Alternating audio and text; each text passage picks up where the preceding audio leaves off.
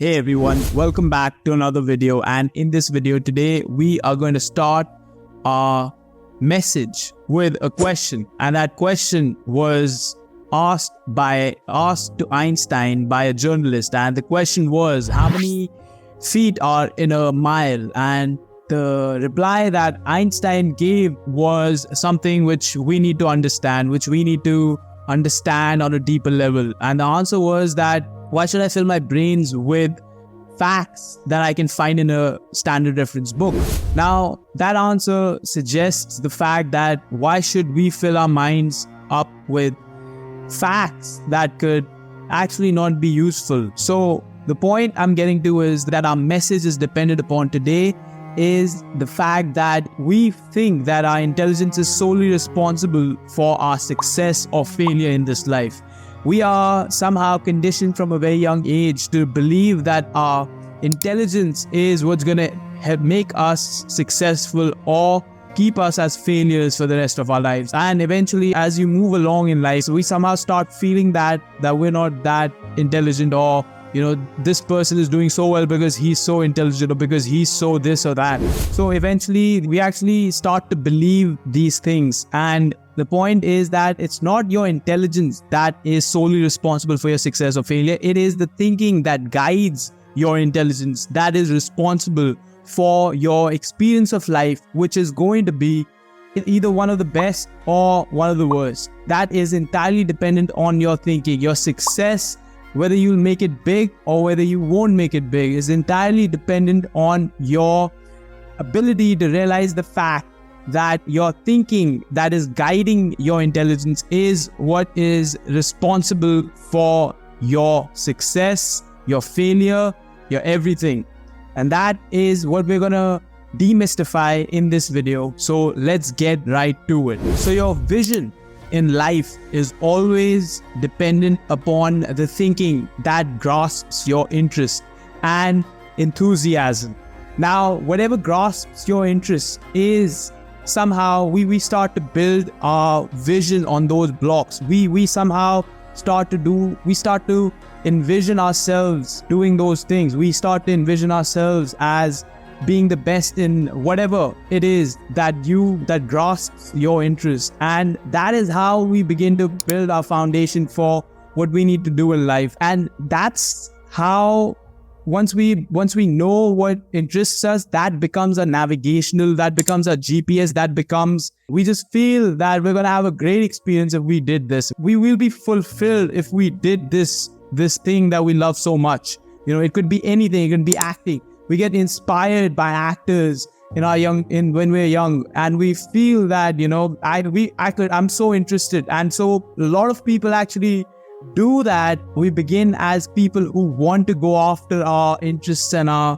enthusiasm. But what happens is eventually we get distracted. We lose out on the fact that this is the reason what brought us to this place in the first place. This is the reason that we started doing this in the first place. We begin to lose a direction for that thing that we so believed to be something that we would achieve. And why does that happen? Because most people get distracted by the temptations of the mind. We get lost in our own temptation. We live in a culture where we promote immediate gratification, and it's easy to not ever know or experience the highest states that you probably could have envisioned for yourself through your visions, doing that certain thing that you like so much. But you never get to that place because you've not experienced it, first of all. So you don't know the feeling of that. So what happens is that it's easy to get distracted because the feelings of distraction are more real. They're more that's something that is there all the time. And so what happens is that usually we become distracted from those experiences, and eventually what happens is that we lose our sense of purpose. We lose our sense of ability to see why we do certain things. We lose our focus towards those things that could probably excel us in many ways. It's easy to never know or experience those higher states of experiences where we're literally unstoppable, where we are courageous, and where we are carefree and fearless, and we just ourselves. And By being ourselves, we realize the fact that authenticity is somehow, it comes from our interests. It comes from our experience of what we like to do most. And that is how we tend to open to growth. That's how we become better. That's how we reach our higher versions of ourselves. And our life is given a greater meaning. This is the deal breaker. There's always something guiding our intelligence. It's never without something not guiding our intelligence. That's the deal breaker. And let me just give you an example. Imagine for a second a person, one of your friends who always likes to correct people, who always likes to put people down. And what happens is that the feeling he gets is that of being superior to them, because somehow he's trained himself to always look for the faults in others. And what that does is like he's always operating from that. His intelligence is always operating from that ego. That person's intelligence is being guided by his ego. Now, there's nothing wrong with ego. Ego is good. But if your intelligence is being guided by ego, that's when it becomes a problem. Ego is for our self-defense. Ego is when somebody is crossing your boundaries. If you're walking down the street and somebody comes and slaps you, you're not one of those. So your ego is like a defense mechanism to protect you. But since we don't live in a world where there's a threat to our life, so what happens is that the ego, that is that which is used for our defense, we tend to start seeking different methods to achieve that superiority over others. And there are people that use ego to just get a hit, just get that feeling of superiority from it. So what happens is that eventually your intelligence is being guided in the wrong way, because your intelligence is not for that. Your intelligence is supposed to give you that which can help you grow in life. Your growth, which is dependent upon you being better than yourself, being better than your yesterday, as a better human being. You're trying to be better for yourself so that you can experience those higher states where you feel more joy, where you feel more love, where you feel more purposeful, who has the ability to give. That's what we really want. We want our experiences to be profound, and that's exactly what we want. We don't want to feel superior to someone else. We don't want those things. And if somehow those feelings are somehow keeping you stuck because of the fact that you do not realize that there's something bigger, that there's a bigger picture that you don't see yet, it's because you've not felt it yet. You have not experienced it yet. So that's what we are looking forward to. We have to realize the fact that your intelligence needs to be directed in the right way. In order to direct it in the right way, I'm going to give you another example. So think of someone who in your list of friends is one of those who likes to always make people laugh, who always is like the person who's there to make people laugh. And what he does is that he uses his intelligence to humor people, to please people. Now, that again is also not the best use of your intelligence, because there's nothing wrong. Typically, there's nothing wrong with any of those things.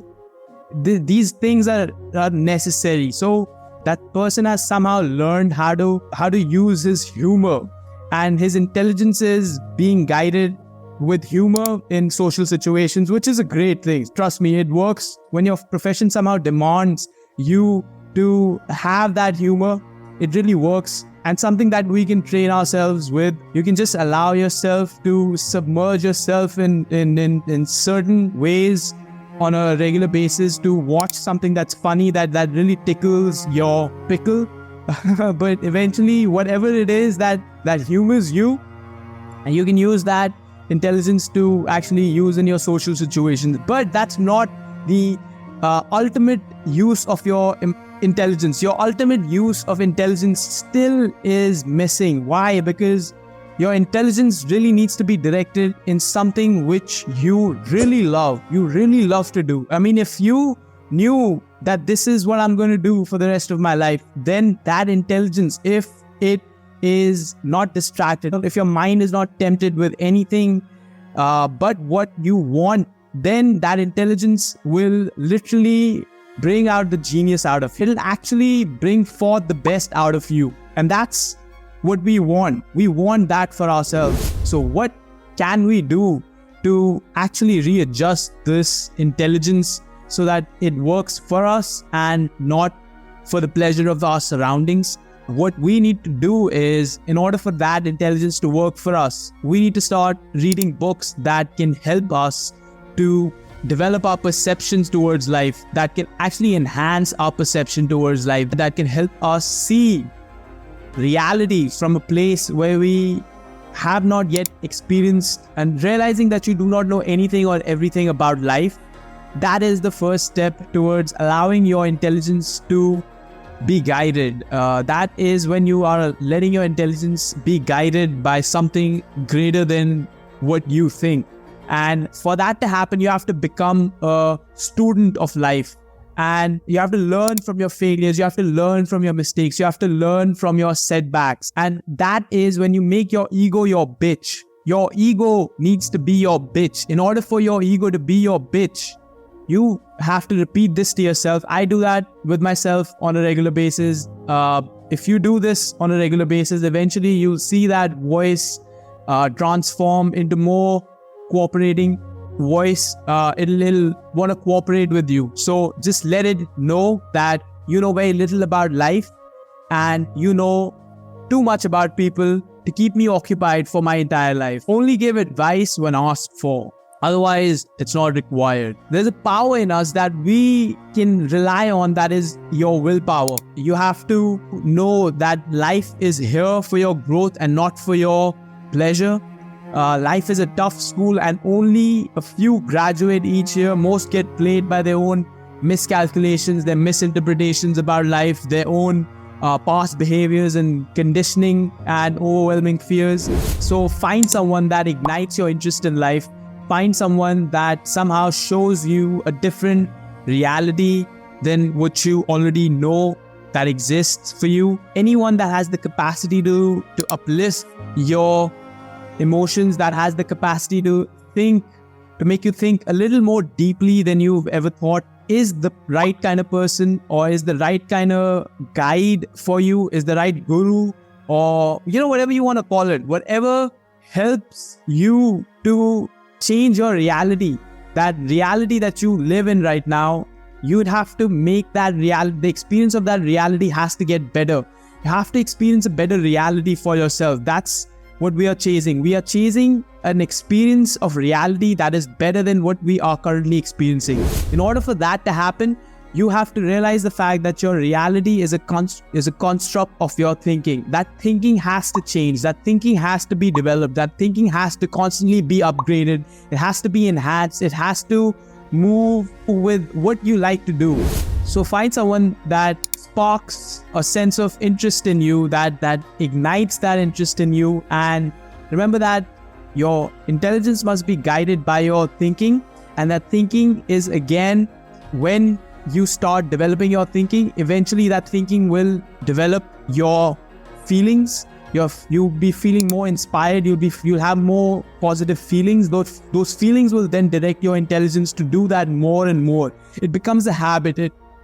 It's like creating new neurons within your mind, and those neurons then begin to form and develop into bigger patterns, into bigger chains. And that's exactly what happens. Eventually your intelligence is developing. You are developing your intelligence from within. You are able to grasp deeper meanings of life. You're able to understand that everything that I thought before, it wasn't the entire picture. And now that's how we develop ourselves. That's how we grow ourselves. And remember, we are always trying to experience the highest states of mind.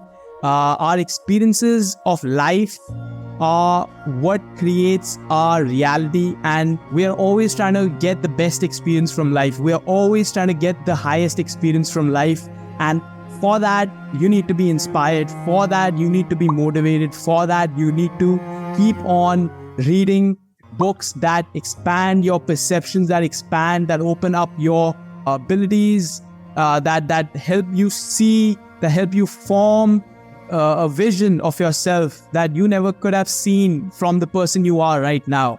You have to break free from your average ways of living. Those ways are somehow keeping you stuck where you are. You have to realize that these habits need to be readjusted. And once you readjust those habits in the way I mentioned, your intelligence will begin to form and develop in the right way. And that intelligence will then help you move forward and see that intelligence will bring to you its own rewards, its own understanding, and you'll see that your consciousness is being developed. I hope this message helped you. If it did, please share it with your loved ones, and be sure to hit that subscribe button if you liked my video. And if you did like it, then do hit the like button as well. And don't forget to click on the notification bell for more such videos. Thank you.